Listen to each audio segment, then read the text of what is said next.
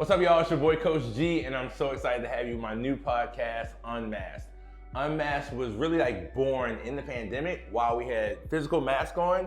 I was thinking I had these physical masks on, but each and every day we operate with these figurative masks. I gotta be this person here, this person in my family, this person at work, but I really wanna create a space where we're just authentic, real, and I think if we create a space where everyone's authentic, we connect together. So welcome to Unmasked. Whitney is here with me, my girl, yes. Hi. My friend, my PR person, my confidant, my person who knows me as a crazy person and stuff like that. Your person that carries lotion for you when you're ashy. Carries lotion for me when I ashy. Get you one like that. But we always have really great conversations and fun stuff.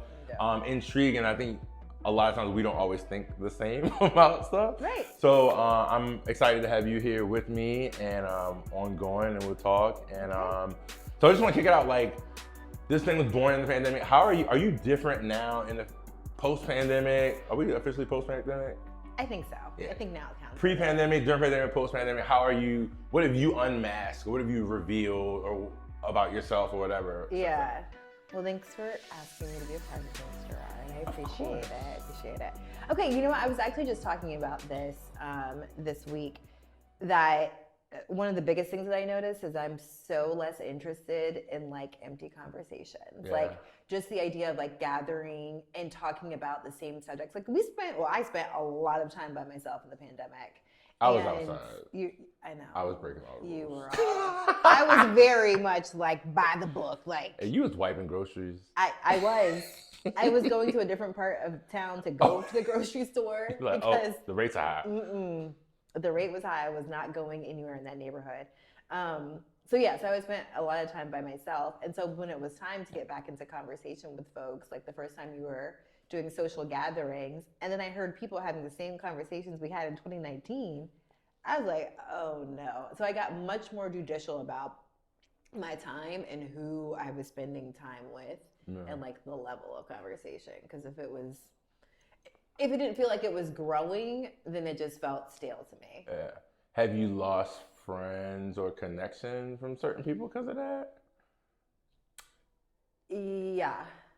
They might not know it. Oh, wait. How do they know it? Y'all don't have a discussion? You just was not my friend. And it wasn't any close friends. It was more kind of secondary friends or whatnot that I just wasn't feeling as much.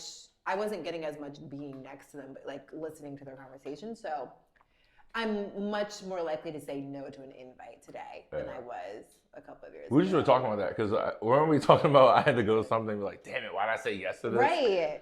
And I think some of that just comes with getting older too. Yeah. It's I used to go to a ton of different events and things. And now I'm just, it's okay, who all gonna be there? Right. Who gonna be there? Otherwise, who gonna be there? What about you?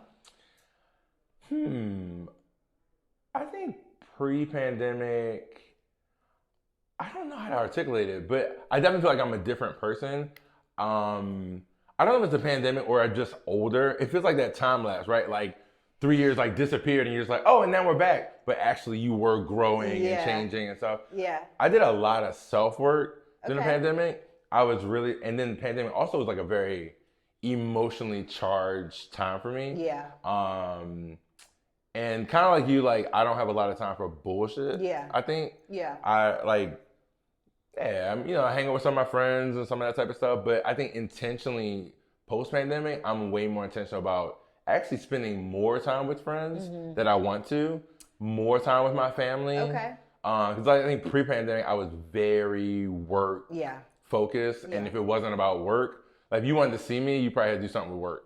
Yeah. And if it wasn't about work, I really wasn't doing that. And I didn't even value that in my systems.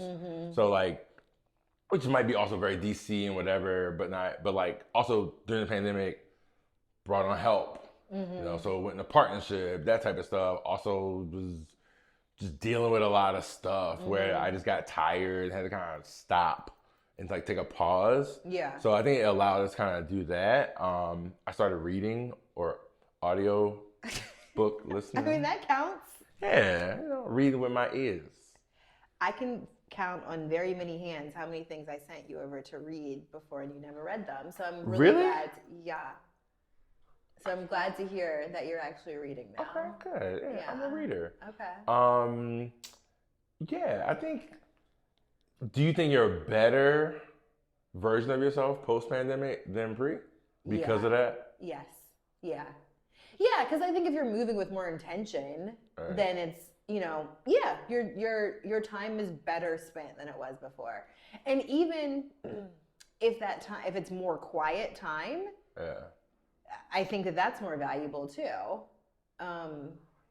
Yeah, so I would say I move better. Do you move better? Yeah, for sure. I'm definitely like, I still do a little bit or a lot of it, but I used to care a lot about what people think. Yeah. I care way less about what people think and more like intentional about like what I think and serving me so that I can serve other people. But like less of like, I'm not going to move because I don't want to hurt this person's feelings, or I don't want to do this or whatever, where it's like I have to do what I think is right, and then how people feel about it is nothing to do with me personally. So now what I do is like, I'll move that way, act like it doesn't affect me, and then I'll come home and just really feel all the feels and cry about myself. Okay, so what do you do with that feeling then? I cry. And that's it? Actually, I go through a myriad of things. Like I'll be like sad, then I'll be mad. I go like, fuck them, and then usually I have like a 72-hour rule. Usually by 72 hours, really by 48 hours, it usually doesn't even matter anymore. But I think I'm a very emotionally charged person, which is like the gift and the curse. Okay. And it helps me connect with people really, really well, but then also it can be the destructive because like you are, like empathy is a good thing and a bad thing. Like you always feel what people feel and you bring it inside, then you're gonna make decisions sometimes based off of like how it's gonna feel for them and not always based on what the right decision is. So sometimes I feel like now I'll make the right decision, but I still feel it. I don't know if I like it or not, but I don't know. I enjoy the empathy side of it. So but going back to like, I think you talking about friends because we had this other conversation. I think a lot of this is gonna be like conversations we just normally have and then bring it back. But like, what's a friend? Because people be using this word and I know I definitely was using it real liberally. Everybody your friend. Everybody's my friend. I know her. My friends' friends were friends. Yeah. Beyonce, your friend. Well, Beyonce is my friend, so that one actually counts. She spends a lot of time in my mind. But okay, how would I define? I don't know. How do we define a friend? I mean, I have someone that you can count on for sure. Someone that you can be real with. Yeah, some people got friends that you can't count on. Then I wouldn't count that as a friend. Oh, okay. Do you? Friends I can't count on? No, you know you have friends who'll be like late or friends. Well, what's count on? Yeah, I don't count that as. I'm thinking like if I'm on the side of the road, I have some friends that could be like. That would come and some that wouldn't? Yeah, or like I wouldn't call them because by the time they figure it out.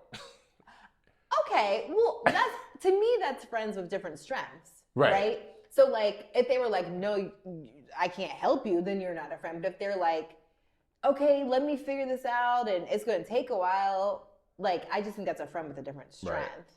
But if you had someone who said, like, I can't help you. Yeah. I can't figure out the number to a company to come get you, then to me that wouldn't be a friend. Well, I mean, I really think, so if someone's your actual friend, one, I think you're hit on the head. Like, you should be able to be your full self. Yeah. Whatever that is around them and feel like energized and not feel like it's drained or you got to put on a mask. Around them. Yeah. I really think you had to go through something with somebody.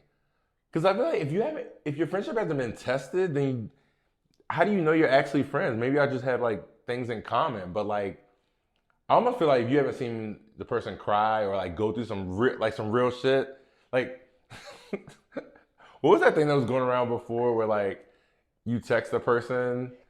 Remember that? Remember that thing? Yes.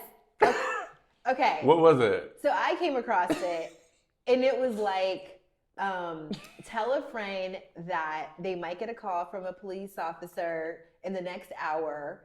You need them to tell the police officer that you were with them. Right. And see how they react. Yeah. And so I sent it to a number of people, and you didn't even flinch. You were like, cool, we were at Popeyes, whatever, blah, blah, blah. Like, it was just like, there was no questions asked. You were done. Others were like, okay, well, what's the background, and what do you want me to say? Like, I don't know if that's good. Is that your... I think that's better than that. No, yeah, it's good. No. Yeah. I appreciated that. But your response of anyone I sent it to was definitely the most like, cool. Got you. That's a good test.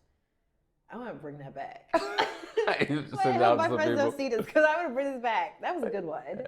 I sent it to my parents. What they say? That wasn't it. Oh no! What's going on? Yeah. I mean, but that's kind of like what a parent does. So that was fine.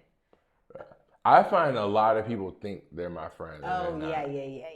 And when they talk to me on some friendship, I'd be like, we're not even friends. Like, in my brain, we are not friends. Yeah. Like, and they're like, oh. And especially since you're in such a public role. I mean, the work that you do, you come in to encounter a lot of customers, a lot of partners and whatnot. And so you are talking about things on a trust level with people, and then they just like could assume that means that you're a friend. When it's but that's crazy to me. Because, like, we don't share, like, if I don't share real intimacy with, like, you don't know my last name. If you know my first name, what's the G stand for? Yeah. So if you don't know my first name, or we haven't, like, spent time outside of whatever, either sweat or, like, whatever workplace. Yeah. To me, like, I guess from my standpoint, I would never think that you, like, I wouldn't think that I'm their friend. Yeah. To me, this comes up most often, like I said, with friends of friends who just will assume that I'm their friend. We friends because you know that person. Right. And I'm like, nah, you my friend's friend. Right. You're not my friend. Now, does that change how you treat the friend or the friend's friend? Nothing would change how I treat my friend. Their friend's friend, I guess that's true. If I see instances of them acting too familiar, I probably would pull back because I'm like, oh, I'm just being my normal, cordial, outgoing self. Right. And you're taking that as friendship, and that's not what I mean it to be. So let me walk that back so you can lessen your confusion. Yeah. That was the nicest way of saying back the fuck off I've ever heard. I think, let me help lessen your confusion. Let me help make the boundaries clearer for you that we are not friends like that. Yeah. What about you? Yeah,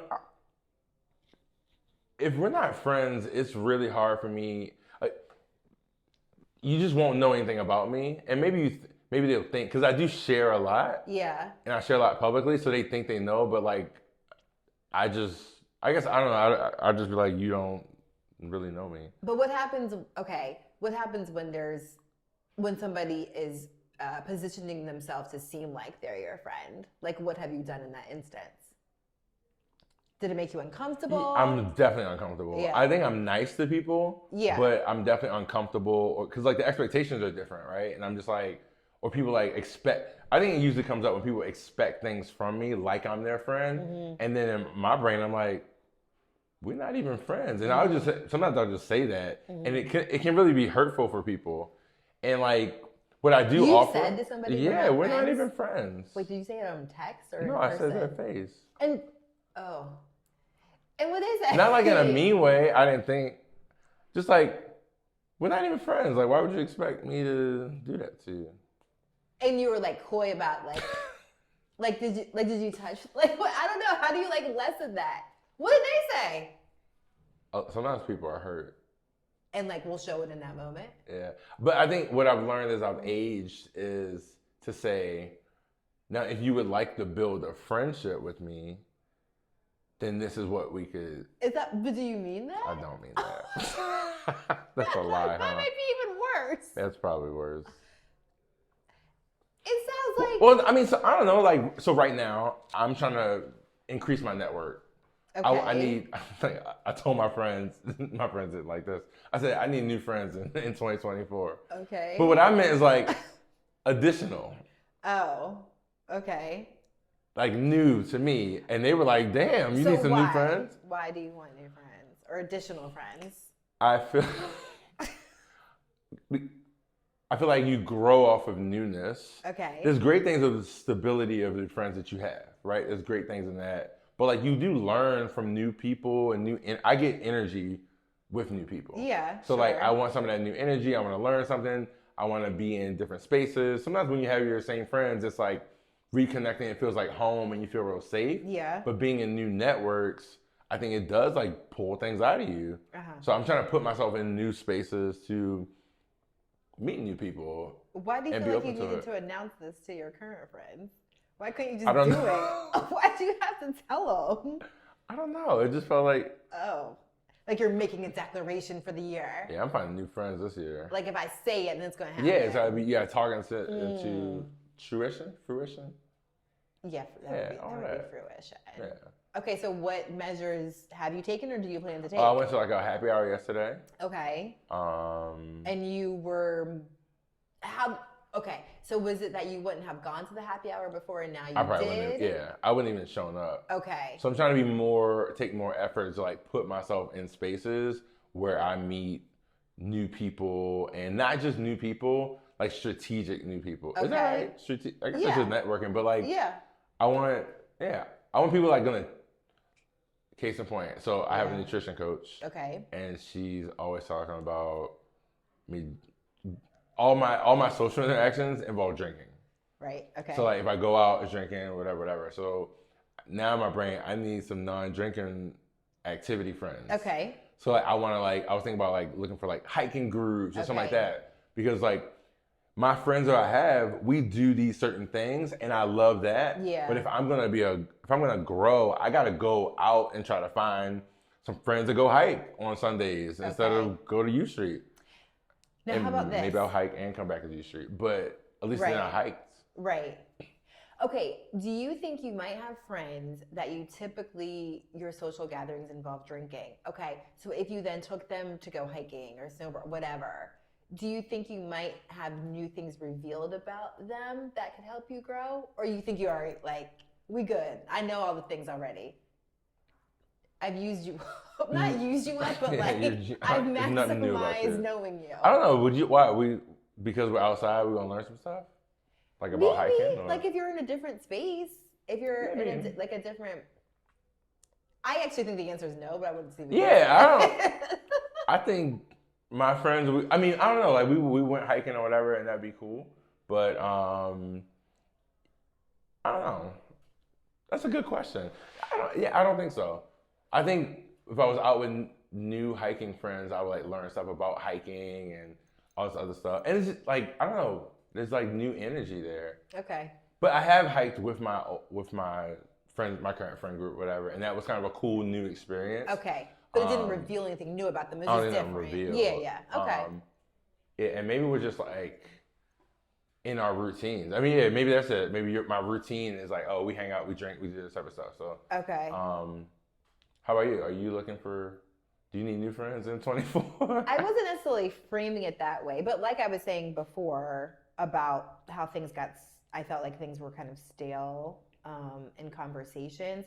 That's encouraged me to, again, not necessarily new friends, but kind of help elevate or like change the conversation or like what I'm doing with my friends. I want to change that a little bit.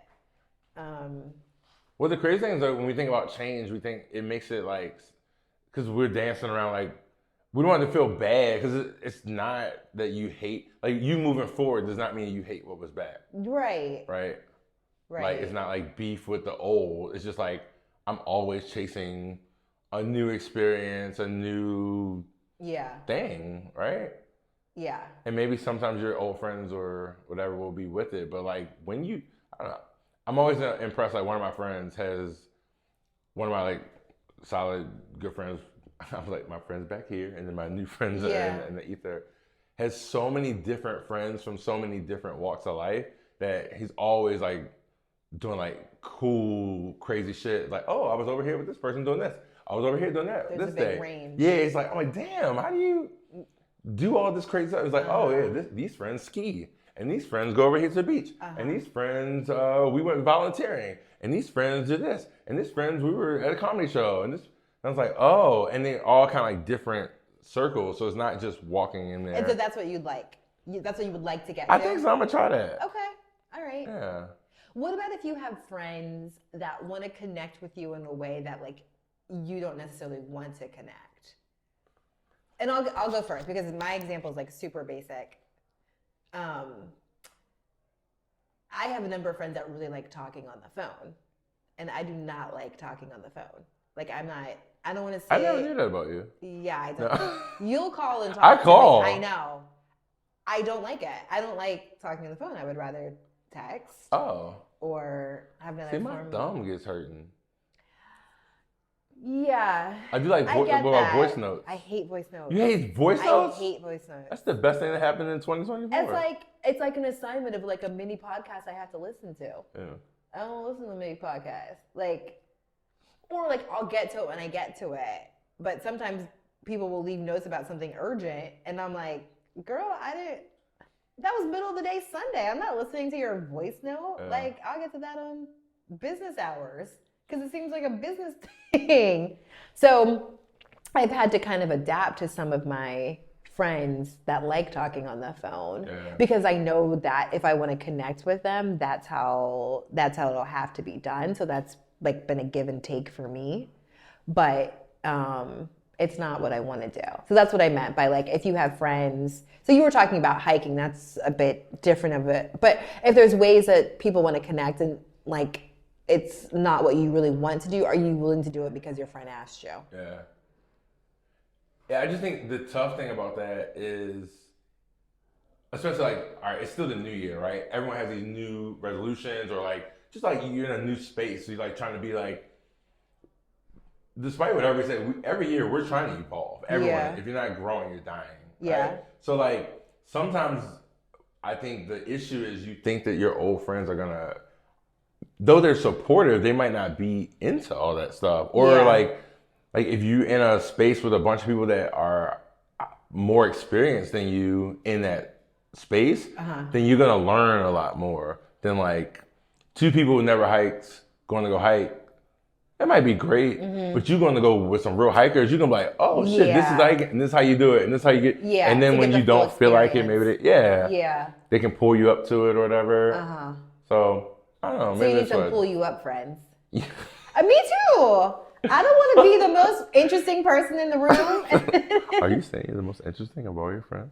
No. I'm not. No, I'm not saying that. But I'm saying I don't want to be in circles where I don't want to always be the most interesting. Yeah, for sure. I want somebody else. I want to learn. Yeah. I want to learn. It's crazy. I was at this happy hour yesterday, and when I walked in, one of the guys was like, "What do you want from here? What do you want from here?" I was like, "I'm just trying to network and serve and how can I help?" Wait, he asked what? Say that again. What do you want from the room? Oh, okay. Because it was very intense. I guess it was intentional. He was like, "What do you need for your?" It was kind of a businessy happy hour, right? Okay. So it was what do you need for your business? And I really don't need anything. I really am there just to meet people, network, and then I was and serve. How can I help out? How can I be a part of it?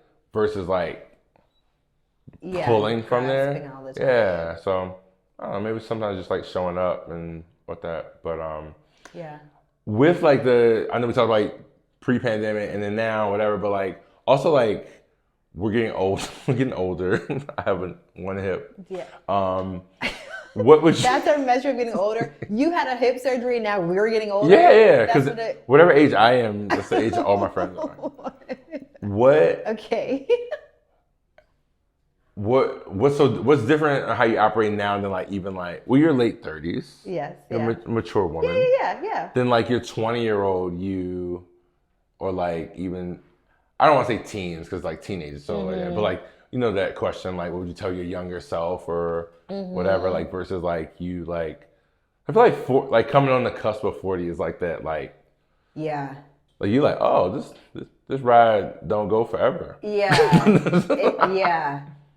it's definitely been a game changer to me in the past couple of months where I didn't think coming to the end of my 30s would like be so much monumental. I thought it was very like societal. Yeah. And I do think it is. I think a lot like these big birthdays and time and these constraints are very much societal, but we live in society, so it impacts you. I would say my biggest difference is that I'm more interested in enjoying life. And I think that's... You've always been like that, though. I know, you always like, say wait, that. what? I know. Now I'm going to enjoy life. Whitney, you always say that. Whitney be on a trip with not a coin. I do. And I'm like, how'd you get there? She's like, I had enough to get here. I don't know. And God to figure it out on the back end. But he's like, but I'm going to live my life. Me, Jesus, and few. Right. I don't know. Like early on, it was like, Whitney's out here. Like, how'd you even get there? I was like, when are you coming back? Oh, I don't got my back ticket yet. We'll see. When the wind blows, that's what my friends say. When the wind blows, we'll see Whitney again. Which is true. I have been an enjoyer of life for a good while. But I think even in my like work life too, where it used to be, I mean, we're both entrepreneurs. So when we first started, it was like whatever I could get, right? So people would contact me about, working on something and I knew I needed work, so it was a yes. Where now I'm like, okay, who all is involved? So the same thing I was talking about in my personal life. Like, who all's gonna be there? Like, what's your standard? If you're leaving me voice notes at 9 p.m., I'm not answering.